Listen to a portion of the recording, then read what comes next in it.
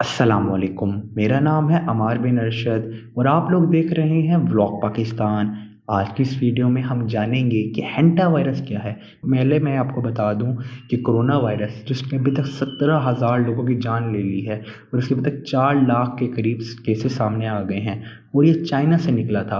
अब corona virus के बाद एक और डिजीज़ आ गया है जिसे हैंटा वायरस का नाम दिया जा रहा है और इस हैंटा वायरस ने चाइना में एक जान भी ले ली है। तो इस वीडियो में हम जानेंगे कि आखिर हैंटा वायरस है क्या और क्या हैंटा वायरस कोरोना वायरस से ज़्यादा खतरनाक है और क्या हैंटा वायरस कोरोना वायरस की तरह फैलता है। मैं पहले आपको बता दूं कि हैंटा वायरस का पहला केस 1993 में आया था। मतलब ये अभी नया कोई वायरस नहीं है बल्कि ये 1993 का वायरस है और ये चूहों से फैलता है।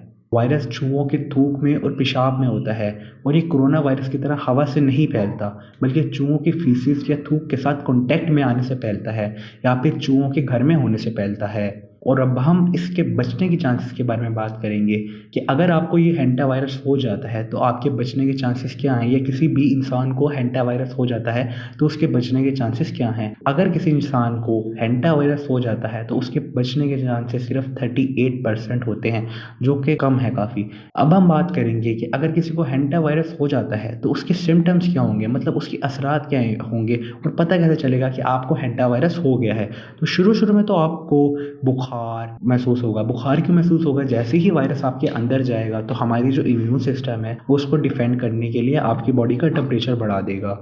दूसरा चिल्स। चिल्स मतलब बिना किसी वजह से आपको ठंडा महसूस होने लगता है। फॉर एग्जांपल आपको ठंडे पसीने आते हैं या फिर आपको कुछ ऐसा ठंडा महसूस होता है और बिना किसी वजह से जिस्म में दर्द होने लग जाता है, मतलब आपके मसल्स जो हैं वो दुखने लग जाते हैं। तो ये तो होगा शुरू शुरू के सिम्टम्स। अब हम बात करेंगे अगर आपको 3-4 दिन गुजर जाते हैं हैंटा वायरस हुए हुए तो आप पे क्या सिम्टम्स आएंगे। अगर आपको 3-4 दिन गुजर जाते हैं तो आपको खुश खांसी होना शुरू हो जाएगी, सर में दर्द होना शुरू हो जाएगा, वॉमिटिंग होना शुरू हो जाएगी और सांस में कमी आने लग जाएगी। इसके कुछ कुछ जो केसेस हैं, कुछ कुछ जो सिम्टम्स वो कोरोना वायरस से मिलते जुलते हैं। अब हम बात करेंगे कि किन लोगों को हैंटा वायरस हो सकता है और क्या आपको डरना चाहिए हैंटा वायरस से।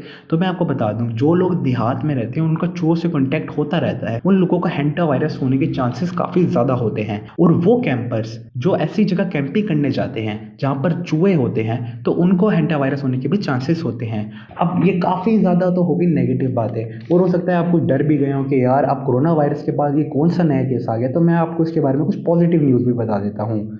तो पॉजिटिव न्यूज़ ये है कि कोरोना वायरस की तरह एक इंसान से दूसरे इंसान में नहीं फैलता।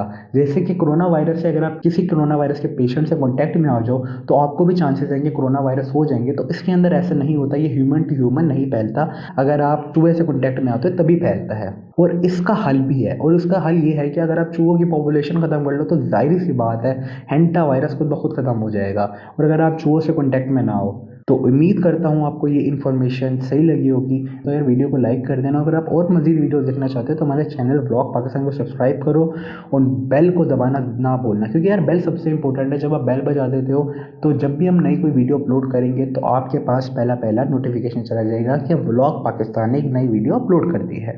तो आपसे मुलाकात होती है अगली वीडियो में, तब तक के लिए अल्लाह हाफिज़ नासिर।